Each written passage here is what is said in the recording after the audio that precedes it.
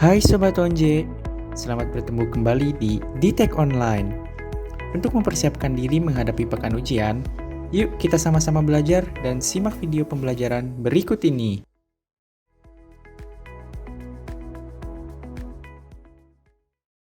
Halo semuanya, perkenalin gue Vanessa dari kelas D angkatan 2020. Pada kesempatan kali ini, gue bakal jelasin soal penelitian operasional 1 dari soal detek untuk nomor 1 mengenai bagaimana menyelesaikan permasalahan maksimasi linear programming. Oke, kita lanjut aja langsung ke soalnya. Soalnya memiliki deskripsi sebagai berikut. Felix memproduksi dua jenis pipa, tipe 1 dan tipe 2. Setiap pipa harus dicat dan dibending. Jika mesin pengecatan mendedikasikan satu harinya untuk mengecat pipa tipe 1, maka mesin bisa menghasilkan 500 pipa. Namun, jika didedikasikan satu harinya itu untuk mengecat pipa tipe 2, maka mesin bisa menghasilkan sebanyak 300 pipa. Lalu yang kedua, permasalahan di mesin bending. Mesin bending dalam satu hari bisa mengerol pipa tipe 1 sebanyak 1.400 pipa. Sedangkan untuk mengerol pipa tipe 2 dalam satu hari, mesin bending bisa menghasilkan sebanyak 1.000 pipa. Setiap penjualan pipa tipe 1 bisa menghasilkan keuntungan bagi Felix sebesar $200. Sedangkan jika menghasilkan pipa tipe 2, maka bisa menghasilkan keuntungan $300. Nah, di sini diminta untuk diformulasikan LP yang dapat memaksimasi profit Felix. Dan juga diminta tentukan solusinya. Nah, di sini yang pertama yang kita lakuin itu menuliskan apa aja yang diketahui dari soalnya. Nah, ini bisa dengan pakai bantuan tabel supaya memudahkan kita untuk menentukan decision variable. Dari tabel ini, kita bisa lanjut untuk menentukan yang pertama yaitu decision variable.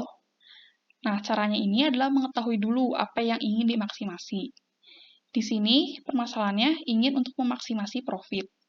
Nah, maksimasi profit itu pasti bisa didapat dari menghasilkan sebuah barang. Nah, di sini tuh pipa. Jadi, decision variable-nya itu jumlah pipa yang bisa dihasilkan untuk dapat profit.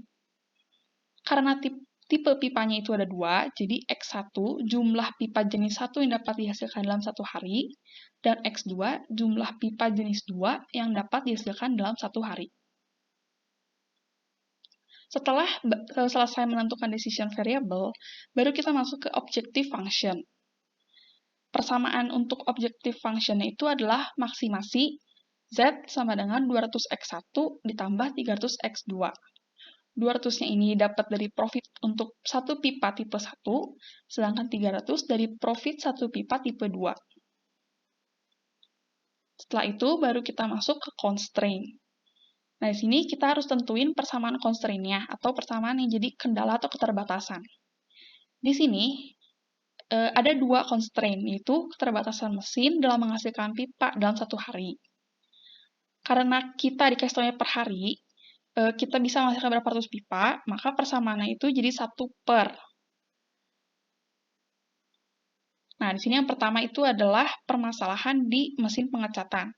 Constraint-nya itu 1 per 500X1 ditambah 1 per 300X2 lebih kecil sama dengan 1. Satunya ini dari satu hari. Sedangkan untuk mesin bending itu 1 per 1400X1 ditambah 1 per 1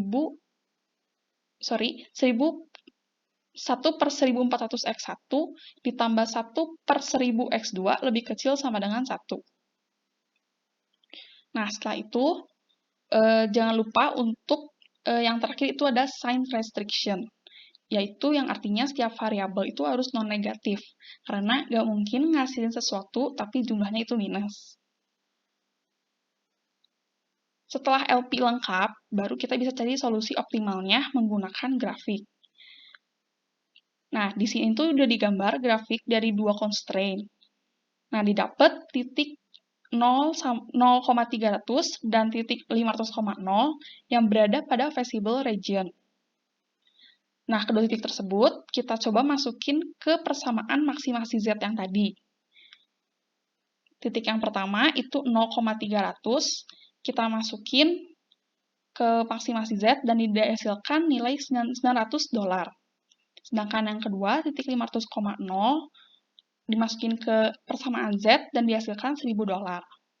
Nah, artinya di sini itu maksimasi yang paling maksimum itu adalah ada di $1.000, yaitu di titik 500,0, yang artinya optimal solution-nya ada di titik 500,0.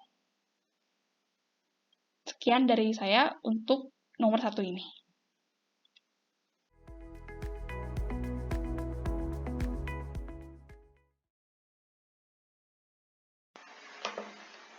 Halo teman-teman, perkenalin gue Felix dari kelas A, angkatan 20. Di sini gue bakal ngejelasin satu buah soal OR yang bakal jadi bahan ujian juga, yaitu pada nomor 2, yaitu kasus minimasi.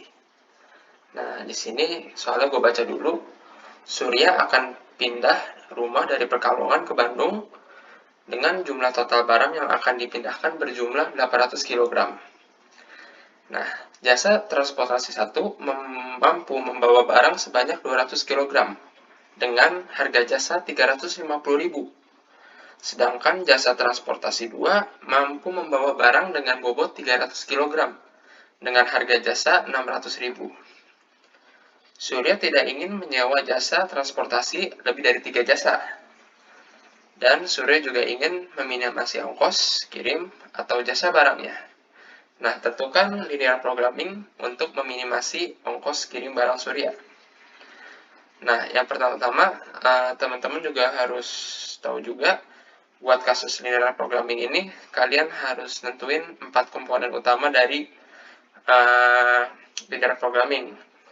Yang pertama itu ada decision variable, yaitu variabel apa aja yang bakal kalian cari di linear programming itu, yaitu pada kasus ini X1 sama X2.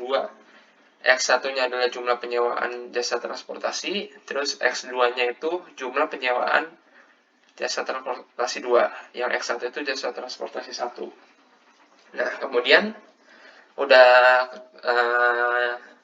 ditulis decision variable, habis itu objective function atau tujuan utamanya untuk maksimasi atau minimasi. Nah, dalam kasus ini Surya ingin minimasi.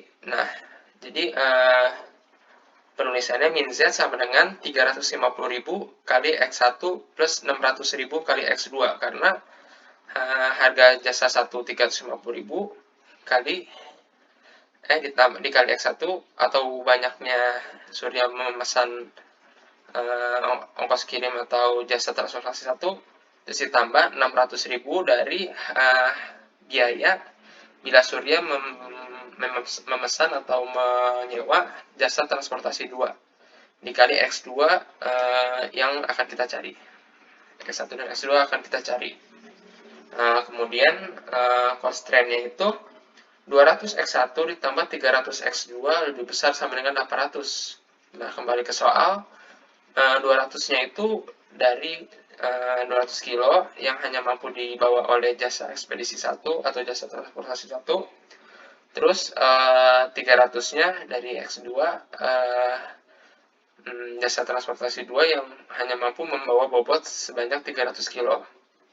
Nah, 200 X1 plus 300 X2 ini harus lebih besar sama dengan 800, karena jumlah barang bawaan yang dibawa Surya itu harus 800 atau lebih besar. Nah, terus diketahui juga di soal Surya ini nggak mau mesen jasa ekspedisi atau jasa transportasi yang lebih besar dari 3. Jadi constraint-nya itu X1 plus X2 lebih kecil sama dengan 3.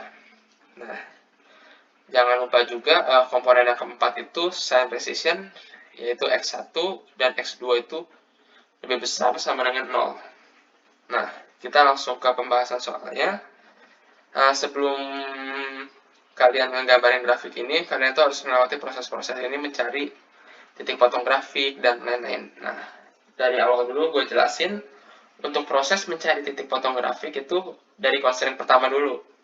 Constraint pertama itu 200 X1 plus 300 X2 lebih besar sama dengan 800. Nah, buat nyari atau menggambar grafiknya itu kalian harus nge-nolin X1-nya dan nyari X2-nya, begitu juga sebaliknya. Nah, pertama-tama yang bakal gue nolin itu X1-nya. Saat X1-nya di nolin, X2 yang didapat itu hasilnya bakal 800 per 3. 100 atau 8 per 3. Jadi, yang pertama titik yang kita dapetin 0,8 per 3. Terus yang kedua, kalau X2-nya yang kita nolin, yaitu kita dapat hasil X1 sama dengan 800 per 200, yaitu jadi 4. Jadi X1-nya 4, yang dinolin X2, jadi X2-nya 0, 4,0. Nah, pada perhitungan ini juga yang tadinya punya pertidaksamaan jadi persamaan. Nah, habis itu kalian udah nemu titiknya 0,8 per 3 sama 4,0. Kalian gambarin di grafik, atau maksudnya kalian nitikin dulu di grafik yang mana titik 0,8 per 3 yang ini sama yang titiknya 4,0.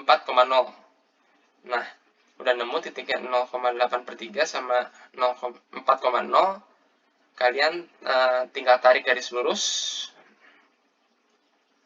Nah, karena constraint-nya itu lebih besar sama dengan 800, kalian juga boleh arsir ke arah yang lebih besar, yaitu ke kanan.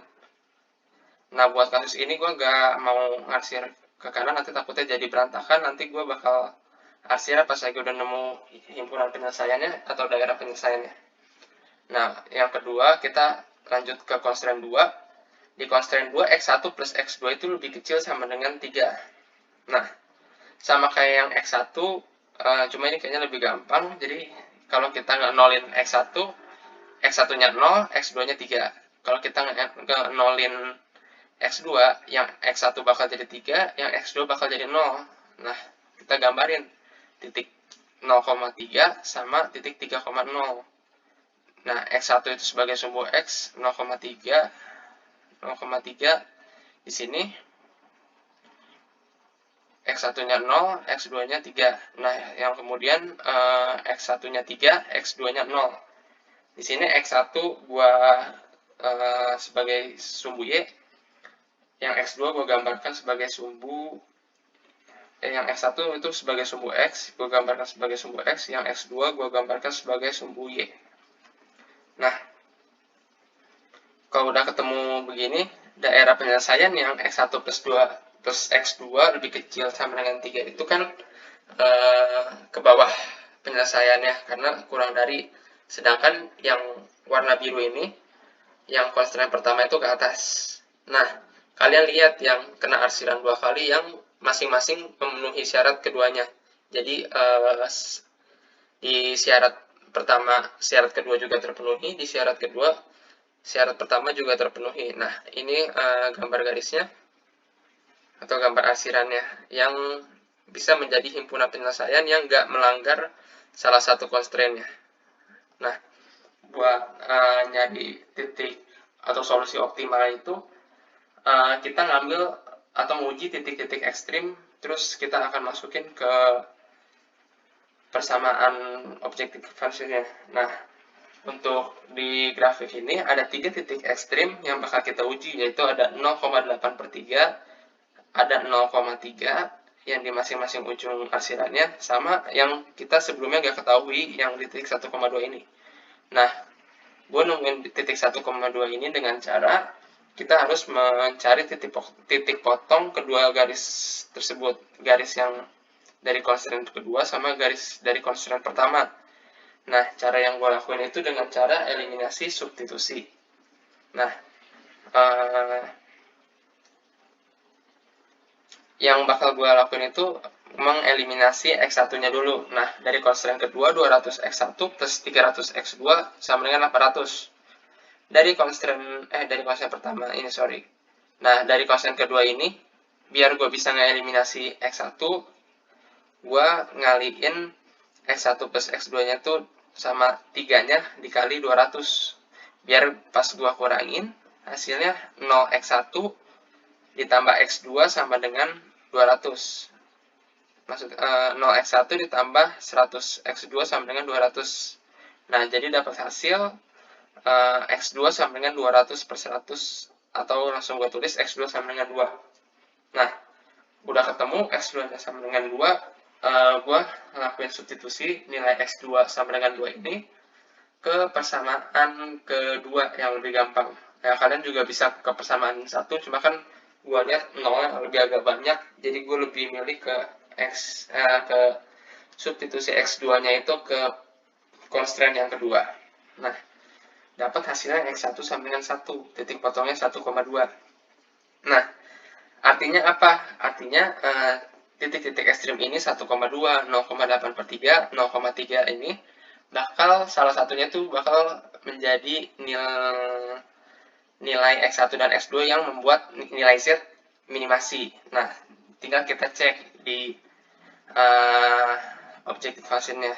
Nah, tadi udah sama gue jelasin ada 3 titik ekstrim, 0,8 per 3, 0,3, dan 1,2. Nah, kita langsung substitusi aja ke persamaan Z-nya. Persamaan Z-nya kan 350.000 kali X1 ditambah 600.000 kali X2 yang di atas ini, min Z.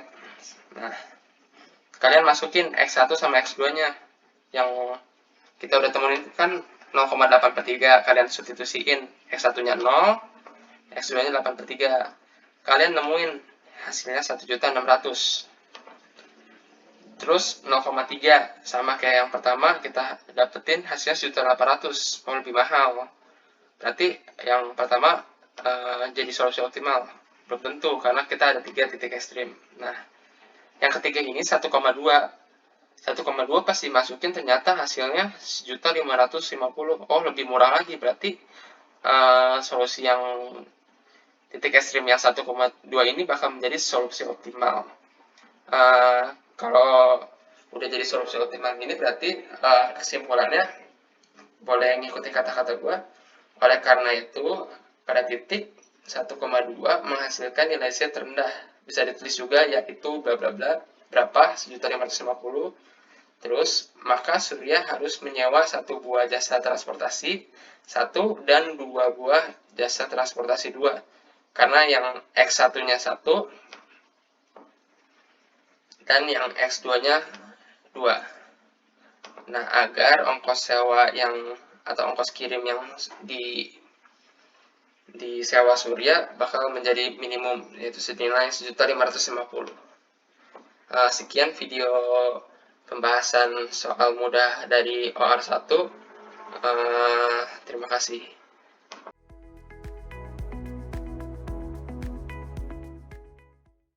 Oke, kenalin, nama aku Surya Krisna Setiawan dari kelas A, biasa dipanggil Surya atau Krisna sama aja. Kita bakal masuk ke pembahasan nomor 3. Jadi nomor 3 ini kita disediain 3 LP dan kita disuruh nentuin apakah ini termasuk ke alternatif or multiple optimal solution, invisible atau unbounded. Oke, jadi masuk ke LP yang pertama. Di sini ada max Z sama dengan X1 plus X2. Terus constraint pertamanya ada X1 plus 2 X2 kurang dari sama dengan 4. Constraint keduanya ada X1 min X2 lebih dari sama dengan 10. Dan X1 sama X2 itu lebih dari sama dengan 0. Oke, pertama kita masukin cari ke titik-titik dari kedua constraint itu. Jadi constraint yang pertama kita cari misal X1-nya 0. Berarti X2-nya itu 2. Terus kalau misal X2-nya 0, berarti X1-nya 4. Ketemu X1, X2 yaitu 4,2. Hal yang sama dilakukan ke constraint yang kedua. Jadi kalau misal X1-nya 0, X2-nya berarti min 10.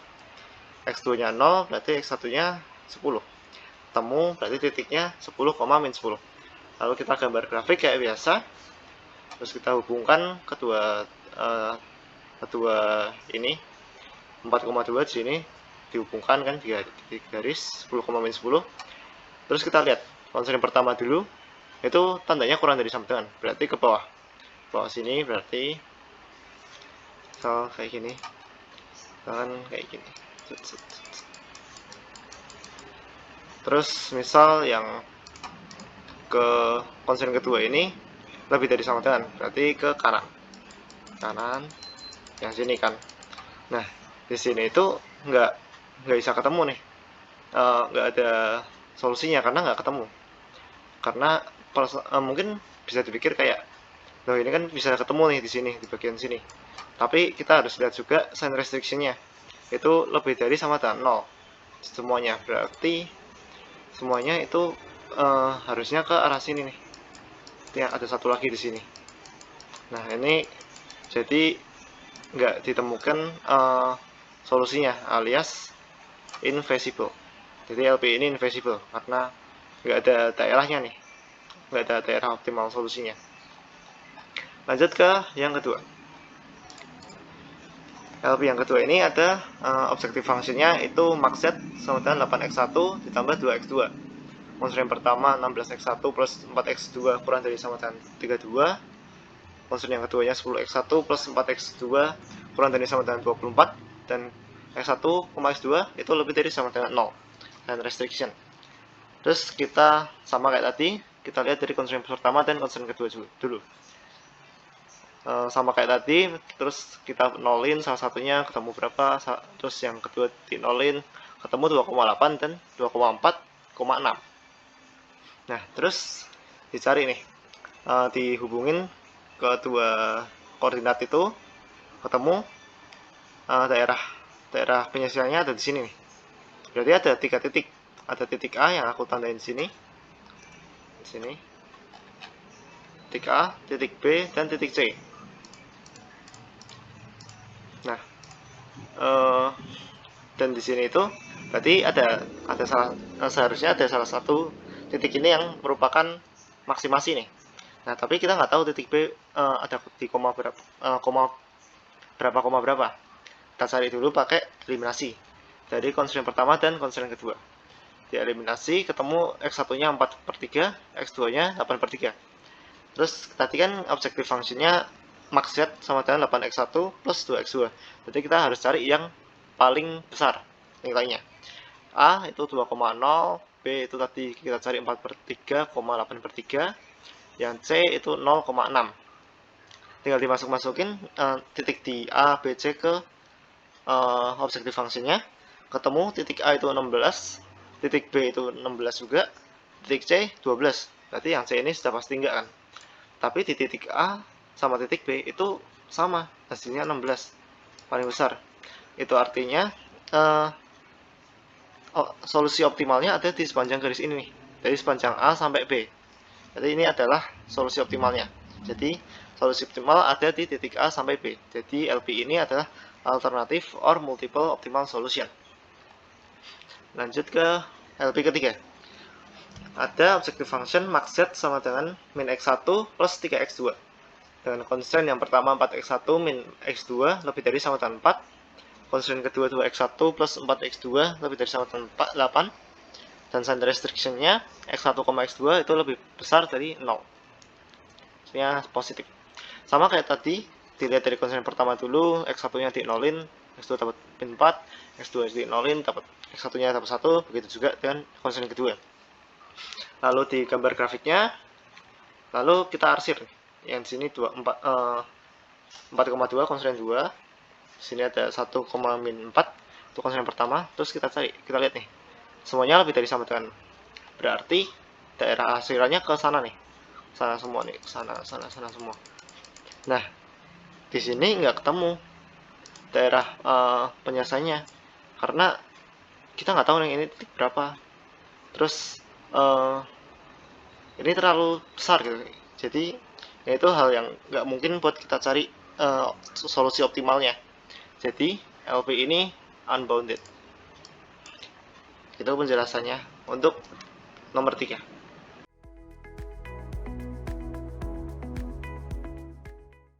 Selanjutnya bakal dibahas nomor 4. Setiap harinya, pekerja di PT KHTEX bekerja selama 2 shift, yang setiap shiftnya berlangsung selama 6 jam.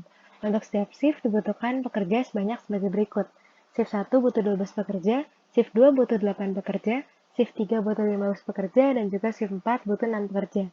Pembayaran bagi setiap pekerja dibedakan menjadi 2, yaitu untuk pekerja yang bekerja selama 2 shift berturut-turut dan yang tidak berturut-turut. Pekerja yang bekerja selama 2 shift berturut-turut akan dibayar sebesar $15 per jam. Sedangkan untuk pekerja yang bekerja 2 shift tidak berturut-turut akan dibayar sebesar $20 per jam. Untuk permasalahan tersebut, formulasikan LP untuk meminimasi uang yang dikeluarkan, PTKH Tax untuk membayar pekerja yang dibutuhkan. Nah, dari soal ini kita bisa tahu kalau misalnya setiap pekerja di PTKH Tax ini harus bekerja selama 2 shift, yang setiap shiftnya itu bakal berlangsung selama 6 jam. Jadi total itu mereka harus bekerja selama 12 jam. Nah, untuk setiap shift itu dibutuhin pekerja sebanyak 12, 8, 15, dan juga 6. Jadi 12, 8, 15, 6 ini tuh minimal banyak pekerja yang dibutuhin di setiap shiftnya. Nah, buat pembayarannya sendiri itu dibagi 2 juga, yaitu buat yang berturut-turut dan juga yang tidak berturut-turut.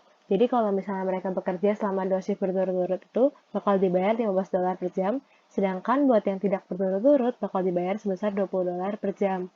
Nah, kita ini disuruh buat formulasiin LP yang meminimasi uang yang dikeluarkan PTKH Tax untuk membayar pekerja-pekerja itu. Supaya lebih mudah, mungkin kita bakal masukin ke tabel, yaitu ada shift 1, 2, 3, dan juga 4. Nah, di variabelnya ini kita bakal bagi 2, yaitu X sama Y, di mana X itu buat pekerja yang bekerja selama 2 shift berturut-turut, dan juga yang Y itu buat yang tidak berturut-turut.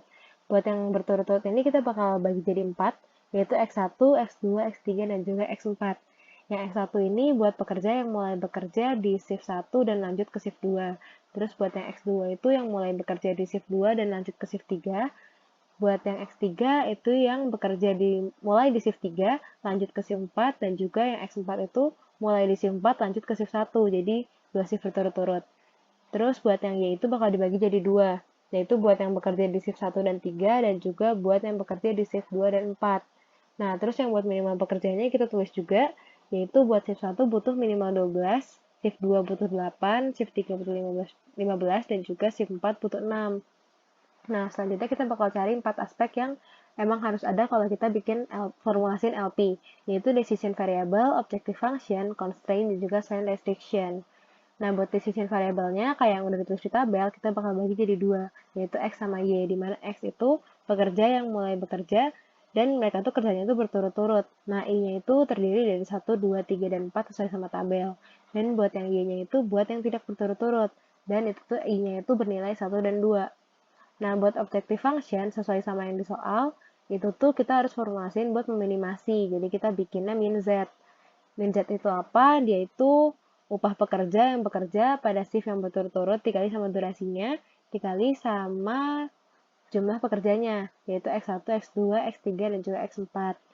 Terus ditambah sama yang tidak berturut-turut, dikali sama durasinya dan juga pekerjanya, yaitu Y1 dan Y2. Lalu kita masukin angkanya, yaitu upah yang berturut itu $15, dikali sama durasi bekerjanya, karena mereka kan dibayar per jam. Nah, ini 12 jam karena mereka itu bekerja selama 2 shift, yang satu shiftnya itu berlangsung selama 6 jam, dikali sama pekerjanya, yaitu X1, X2, X3, dan X4. Lalu ditambah sama yang tidak berturut-turut itu dibayar $20 per jam, dikali 12 jam juga, karena mereka juga bekerja selama 2 shift, yang masing-masing 6 jam, jadi 12 jam dikali sama Y1 tambah Y2, yaitu pekerjanya. Selanjutnya itu 15 sama 12-nya kita kaliin jadi 180, dan juga 20 kali 12-nya kita kaliin jadi 240. Selanjutnya itu ada constraint. Constraint ini kendala dari masalah yang kita lagi formulasiin.